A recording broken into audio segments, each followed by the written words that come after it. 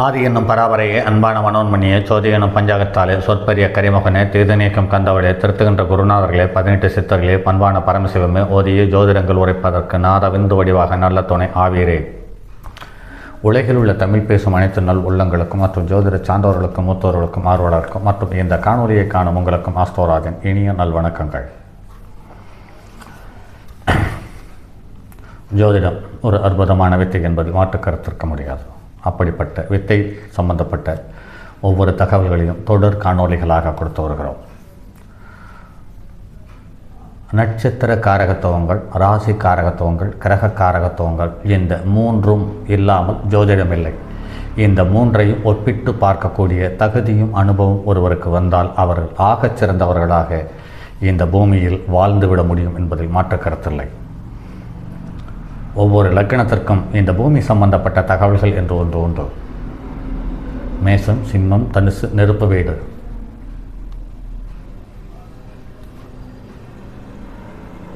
மேசம் வீட்டு தேவைக்கான மிதமான நெருப்பு.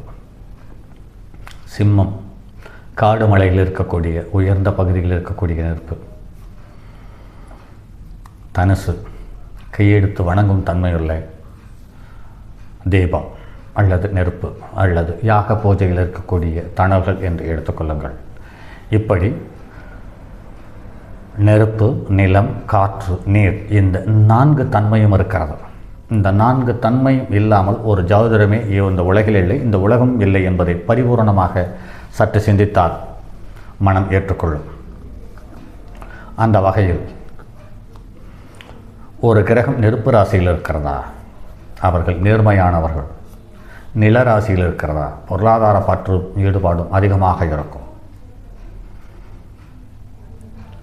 காற்று ராசியில் இருக்கிறதா, இந்த வாழ்க்கை என்பது ஒரு அற்புதமான கலைக்கோடம். இதில் அனுபவிக்க வேண்டியது எண்ணற்றது இருக்கிறது. எல்லாவற்றையும் இந்த பூமியில் அனுபவித்து விட வேண்டும் என்ற ஆதங்கத்தோடு அல்லது அக்கறையோடும் அதீத முயற்சியோடு வாழ்ந்து முடிக்கக்கூடிய தன்மை உள்ளவர்கள் காற்று ராசியில் பிறந்தவர்கள்.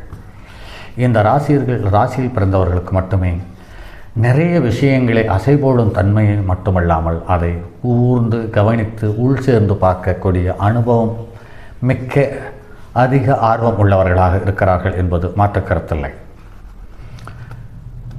நீர் ராசியில் பிறந்தவர்கள் அவர்கள் நினைப்பது நடக்க வேண்டும். அவரை சுற்றி ஒரு பெரிய வட்டம் இருக்க வேண்டும். அந்த வட்டத்துக்குள் அவர்கள் தலைவராக இருக்க வேண்டும் என்ற அதீத ஈடுபாட்டோடு இருக்கிறார்கள். அது மட்டும் இல்லாமல் அவர்கள் அதற்கான முயற்சியும் செய்வார்கள். அந்த முயற்சியை செய்வதற்கு ஏதுவான மக்களை அவளை சுற்றி வைத்திருப்பதில் கைத்தேர்ந்தவர்கள் அவர்களாக மட்டுமே இருக்க முடியும் என்பதில் மாற்று கருத்தில்லை. இப்படிப்பட்ட நெருப்பு ராசி, நில ராசி, காற்று ராசி, நீர் ராசி என்ற 4 ராசிகளுக்கும் 11ஆம் இடம் என்று சொல்லக்கூடிய லாபஸ்தானம் எப்படி அமைகிறது என்று பார்க்கும் பொழுது அது சம்பந்தப்பட்ட தகவலை தொடர் காணொலிகளாக கொடுத்து வருகிறோம். அந்த வகையில் இது 11ஆம் இடம் சார்ந்த லாபஸ்தானம் என்று சொல்லக்கூடிய இந்த பதிவு இதில் 3வது பதிவு. 11ஆம் இடத்துக்குரிய அதிபதி நட்பு ஆட்சி உச்சமாக இருக்கும் பட்சத்தில் அல்லது நட்பு வீட்டில் இருக்கும் பொழுது நட்புக்கு அதனுடைய வீட்டு கிரகத்தினுடைய தொடர்பு இருக்கும் பட்சத்தில் அவர்களுடைய தசாபத்தி வரும் காலம் ஒரு அபரிமிதமான செல்வாக்கையும் சந்தோஷத்தையும் அள்ளித்தந்து விடுகிறது. உச்சம் பெறும் பட்சத்தில் உச்சத்துக்கு வீடு கொடுத்தவன் சந்திரனுக்கு கேந்திரம் பெற்றிருந்தாலும் அந்த உச்சத்துக்கு வீடு கொடுத்த வீட்டில் இருக்கக்கூடிய அந்த கிரகத்திற்கு கேந்திர திரிகோணத்தில் இருந்து விட்டாலும் அற்புதமாக செயல்படுகிறது. அதன் மூலம் அசைக்க முடியாத வலுவான பல்களை அந்த கிரகம் தந்துவிடுகிறது என்பது நடைமுறையில் காண முடிகிறது. அடுத்து 11க்கு அதிபன் 4இல் இருந்து 4க்கு அதிபன் லக்கணத்திலிருந்து சுபக்கிரகம் பார்வை பெற்றிருந்தாலும் சுபக்கிரகத்தினுடைய சேர்க்கை இருந்தாலும் சுபக்கிரகத்தினுடைய தொடர்பு இருக்கும் பட்சத்தில் அந்த கிரகத்தினுடைய திசையினுடைய இறுதி காலத்தில் அவன் புதையல் எடுத்து சீரும் சிறப்புமாக வாழ்கிறான் என்று சொல்லப்பட்டிருக்கிறது. 5, 9இல் செவ்வாய் இருந்தால் அவன் திசை பொசிப்பில் பிதாவிற்கும் புத்திரனுக்கும் தோஷம் உண்டு என்று சொல்லப்பட்டிருக்கிறது. சூரியன் இருந்தால் ஆடு மாடு அதிகமாக இருக்கும். ராகுவாவது கொளிகனாவது இருந்தால் நாய், பன்றி, பழ மிருகமும் தன தானியம் கொண்டவனாய் இருக்கிறான். 9ஆம் 5, 9இல் பாவி இருந்து சுபல்கள் பார்க்காதிருந்தால் அவன் காவல் விலங்கில் இருப்பான் அல்லது விஷத்தினால் மரணம் அடையக்கூடிய ஏதுவான நிலை ஏற்படுகிறது. தேய்பிரை சந்திரன் 10இலிருந்து செவ்வாய் 10 அல்லது 4 இருக்க இவர்களுக்கு உரியவர். பார்க்க அல்லது கூடினால் இவன் மரத்தில் ஏறி விழுந்து மரணமடைகிறான் என்று சொல்லப்பட்டிருக்கிறது. செவ்வாய் 4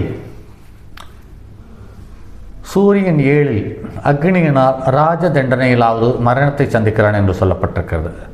லக்னத்தில் சூரியன் 9 சந்திரன் 8 செவ்வாய் 5 சனி இருக்கும் பட்சத்தில் ஒரு குழந்தை பிறக்கும் பட்சத்தில் அது வீடு இடிந்து விழுந்தாவது அல்லது மலை குன்றுகளின் மீது இருந்து தவறி விழுந்து மரணத்தை சந்திக்கிறான் என்று சொல்லப்பட்டிருக்கிறது. இந்த 2 தகவல்களுமே நடைமுறையில் அப்படியே ஒத்து போயிருக்கிறது. அதற்கான ஜாதகம் நம் கையில் இருக்கிறது.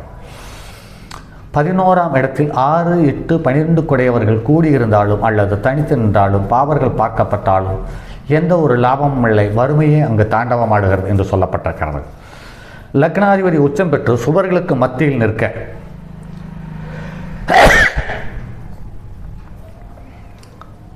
லாபஸ்தானத்தை சுப கிரகங்கள் தொடர்பு கொள்ளும் பட்சத்தில் அவர்களுடைய காலத்தில் தசாபுத்தி காலத்தில் அதீத செல்வாக்கும் கிடைக்கப் பெறுகிறார்கள் என்று சொல்லப்பட்டிருக்கிறது.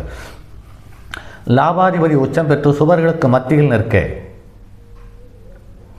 சுபர்களுடைய பார்வையை பெற்றிருக்க அந்த லாபாதிபதியும் சுபர்களுடைய தொடர்பும் லக்னாதிபதிக்கு மறையாமல் இருக்கும் பட்சத்தில் அவர்களுக்கு அந்த லக்னாதிபதி அனுபவிக்கக்கூடிய அனைத்து விதமான சுகங்களையும் சந்தோஷங்களையும் அள்ளி தந்து விடுகிறது என்பது நடைமுறையில் காண முடிகிறது.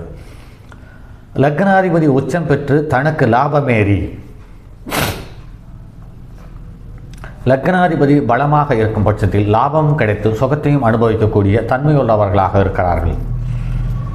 லாபாதிபதி நின்ற வீட்டுக்குடையவனின் கேந்திரங்களில் மித்ருவுடன் கூடியிருக்க, அதாவது நட்பு கிரகங்களுடன் கூடியிருந்து அவர்களுடைய தசாபத்தி நடக்கும் காலத்தில் அதிக பாகப்பட்ட கிரகமோ அல்லது யோகியினுடைய திசையாக அது மாறும் பட்சத்தில் மிகப்பெரிய யோகத்தையும் செல்வாக்கையும் அள்ளி தந்து விடுகிறது என்பது நடைமுறையில் காண முடிகிறது. சரி நண்பர்களே, மற்றும் அடுத்தது ஒரு பதிவில் சந்திப்போம். அதுவரை உங்களிடமிருந்து விடைபெறுவது உங்கள் அன்பு நண்பன் எம் ராஜரத்தினம். சரி நண்பர்களே, என்னுடைய அலைபேசி எண் 978897299999 மற்றும் ஒரு எண் 9791119649. நான் தரும் பதிவுகள் அனைத்தும் எளிமையான தமிழில், அதாவது தாய்மொழியில் என்னால் இயன்றவரை உங்களுக்கு தெளிவாக புரியும் வண்ணத்தில் காணொளிகளாகவும் வார்த்தைகளாகவும் உங்களுக்கு தந்து கொண்டிருக்கிறேன். இதை நீங்கள் எடுத்தவுடன் இந்த ஜாதகத்தில் இதில் சொல்லப்பட்டக்கூடிய தகவல்கள் உண்மையா இல்லையா என்பதை நீங்கள் கொஞ்சம் கூட ஐயப்பட வேண்டிய அவசியமில்லை. ஏனென்று கேட்டால் இது அனைத்து தகவலையும் என்னுடைய அனுபவத்தில் பார்த்து சரி என்று உணர்ந்த அனுபவத்தில் கிடைத்த தகவல்களையே உங்களுக்கு பதிவுகளாக கொடுத்து கொண்டிருக்கிறேன். அதாவது உங்களுடைய இந்த தகவல்கள் அனைத்தையும் உங்கள் ஜாதகம், உங்களை சுற்றி இருப்பவர்களுடைய உறவுகளினுடைய ஜாதகம், நண்பர்களுடைய ஜாதகம், உங்களுக்கு மேலாண்மையில் இருக்கும் நண்பர்கள், உங்களுக்கு கீழே வேலை செய்யக்கூடிய நண்பர்கள், இவர்கள் அனைவர்களுடைய ஜாதகத்தையும் எடுத்து வைத்துக்கொண்டு அப்படியே உற்று நோக்கி பயணித்து கொண்டிருப்பீர்களே. ஆனால் இந்த தகவல் அனைத்தையும் உங்களால் உண்மை என்று உணர முடியும். சரி நண்பர்களே, மற்றும் அடுத்ததொரு பதிவில் சந்திப்போம். அதுவரை உங்களிடமிருந்து விடைபெறுவது உங்கள் அன்பு நண்பன் எம் ராஜரத்தினம்.